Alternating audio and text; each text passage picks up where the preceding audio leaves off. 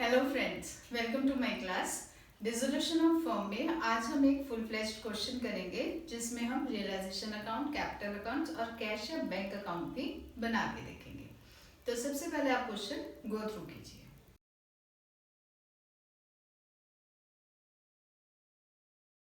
हमारा क्वेश्चन कहता है एक्स वाई जेड तीन पार्टनर्स हैं जिनकी प्रॉफिट शेयरिंग रेशियो है 3:1 की और हमें रियलाइजेशन, पार्टनर्स, कैपिटल अकाउंट और कैश अकाउंट बनाना है। ठीक है, रियलाइजेशन अकाउंट बनाए सबसे पहले। तो सबसे पहले हम क्या करेंगे, एसेट्स को क्लोज करेंगे। तो लिखेंगे टू एसेट्स। एसेट्स क्या क्या दे रखे हैं हमें, कैश को हम लेते नहीं है, कैश या बैंक के बैलेंस को हम नहीं लेते हैं। तो हम लिखेंगे डेटर्स 62,000 के, स्टॉक 37,000 का, देन टूल्स 8,000 के, कार 12,000 की, मशीनरी 60,000 और बिल्डिंग 1 लाख। ठीक है, हमने सारी की सारी एसेट्स को सबसे पहले क्लोज करना है। तो सारी एसेट्स को हमने क्लोज कर दिया। सिमिलरली हम लायबिलिटीज को भी क्लोज करेंगे। लायबिलिटीज में हमें क्रेडिटर्स दे रखे अमाउंटिंग ₹34,000। तो हम लिखेंगे बाय क्रेडिटर्स 34,000। ठीक है, एसेट्स का जब हम टोटल करेंगे दैट विल अमाउंट टू 2,79,000। ठीक है, सेकेंड स्टेप हमारा होता है कि हम सारी एसेट्स को सेल कर देते हैं। तो उसकी एंट्री डाल लें। हमारी एंट्री बनेगी बाय बैंक करके। Bank account debited to realisation आएगा ना, तो रियलाइजेशन अकाउंट में हम लिखेंगे बाय बैंक। एसेट्स हमें रियलाइज की हुई बता रहे हैं।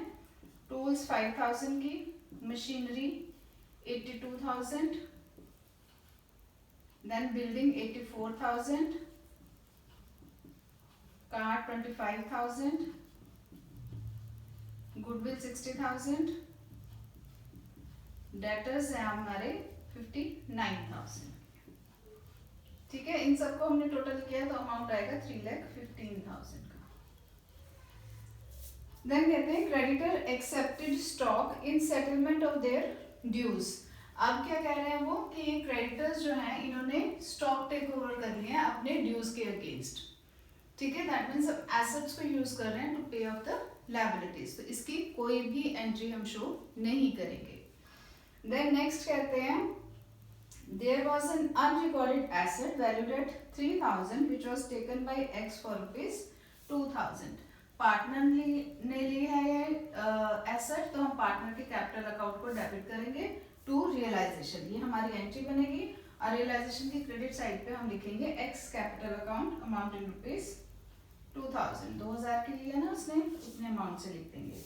देन कहते हैं there was an old furniture which had been written off from the books, Y agreed to take it at ₹8,000। अब ये जो ओल्ड फर्नीचर है वो Y ने टेक ओवर किया है, तो हम लिखेंगे by Y's capital account amounting ₹8,000।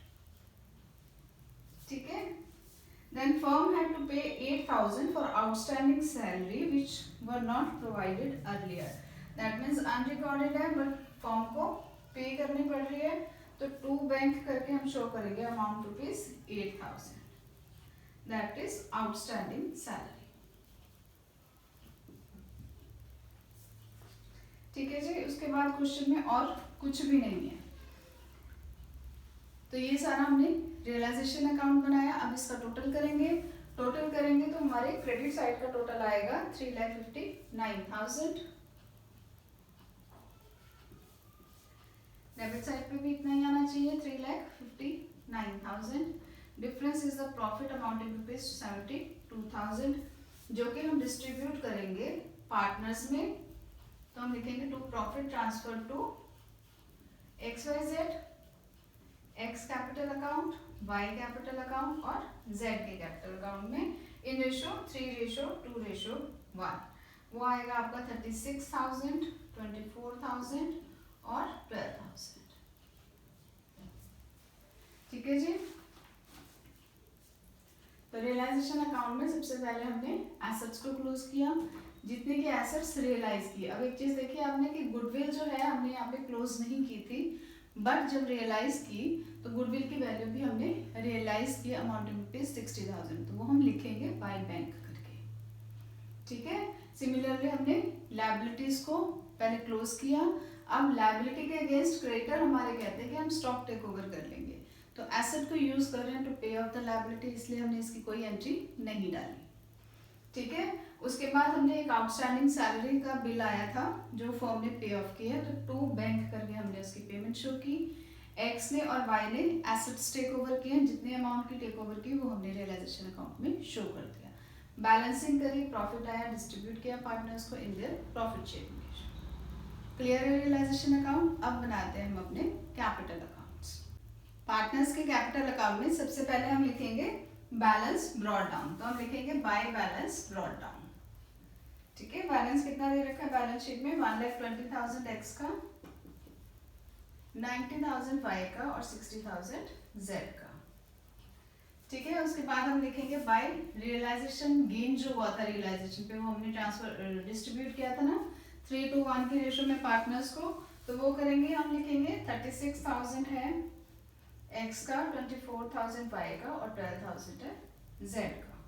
ठीक है, और एक्स और वाई ने एसेट्स भी टेक ओवर की थी, रियलाइजेशन में हमने लिखा था ना, तो यहाँ पे लिखेंगे टू रियलाइजेशन। एक्स ने टेक ओवर किया था आपका अनरिकॉर्डेड एसेट 2000 की, तो एक्स के कैपिटल में 2000 ये कर देंगे, और वाई ने टेक ओवर की थी 8000 का ओल्ड फर्नीचर।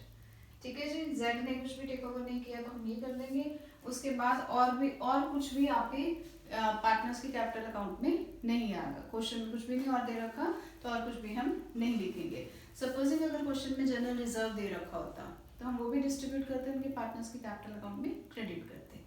ठीक है, बट अब क्योंकि क्वेश्चन में नहीं दे रखा इसलिए हम और कुछ नहीं लिखेंगे। टोटल करते हैं इसको, टोटल करके कितना आएगा हमारा 1,56,000 आएगा एक्स के कैपिटल का, टोटल 1,14,000 वाई का और जेड का 72,000। ठीक है जी, यही टोटल आपका यहाँ पे भी आना चाहिए, 1,56,000, 1,14,000 और 72,000 का। अब जो बैलेंस ऑफ द अमाउंट होगा इन दोनों के बीच का जो डिफरेंस होगा that will be transfer to cash, तो हम लिखेंगे टू कैश। अभी तक हम क्या लिखते आ रहे थे, टू बैलेंस कैरीड आउट। ठीक है, बट अब क्योंकि फॉर्म डिसॉल्व हो रही है तो फॉर्म क्या करेगी, जितना भी पार्टनर्स का कैपिटल अकाउंट का बैलेंस होगा उसे टू कैश करके पेमेंट कर देगी। ठीक है, तो यहाँ पे आएगा 1,54,000 और यहाँ पे आएगा 1,06,000 और थर्ड में आएगा 72,000 का। ठीक है, क्लियर है ये सारा। कैपिटल अकाउंट में हमने बैलेंस ब्रॉट डाउन करा, रियलाइजेशन में जितना भी कुछ हमारे को कैपिटल अकाउंट में डालना था वो सारा कुछ डाला, जनरल रिजर्व्स होते, प्रॉफिट एंड लॉस का बैलेंस होता तो वो हम ट्रांसफर करते, बट क्योंकि ये सारी चीजें नहीं है इसलिए पार्टनर्स के कैपिटल अकाउंट को हमने क्लोज कर दिया। Balance of the amount we will transfer to cash. Clear. अब बनाएंगे लास्ट हमारा कैश या बैंक अकाउंट। कैश अकाउंट में सबसे पहले हम लिखेंगे बैलेंस ब्रॉट डाउन, तो लिखेंगे to balance brought down, debit side का होगा ना, एसेट है ये हमारी, तो बैलेंस होगा to balance brought down. Balance sheet में बैलेंस दे रखा है हमारे को 25,000 का। ठीक है, अब इसके बाद रियलाइजेशन अकाउंट में और पार्टनर्स के कैपिटल अकाउंट में जितनी भी कैश से रिलेटेड ट्रांजेक्शन्स हैं सारी ट्रांजेक्शन्स हम इस कैश अकाउंट में डाल देंगे। ठीक है, तो रियलाइजेशन में हमने एसेट्स रियलाइज की थी, तो हमारी एंट्री क्या बनेगी, हमारी एंट्री बनी थी bank account debited to realisation, तो टू रियलाइजेशन ये जो हमने एसेट रियलाइज की थी, एसेट रियलाइज की थी अमाउंटिंग रुपीज 3,15,000 की। ठीक है, और सिमिलरली हमने पेमेंट भी की थी आउटस्टैंडिंग सैलरी की, तो बाय रियलाइजेशन आउटस्टैंडिंग सैलरी की हमने कितनी की थी 8,000 की। ठीक है, रियलाइजेशन में इससे रिलेटेड और कोई भी ट्रांजेक्शन नहीं है।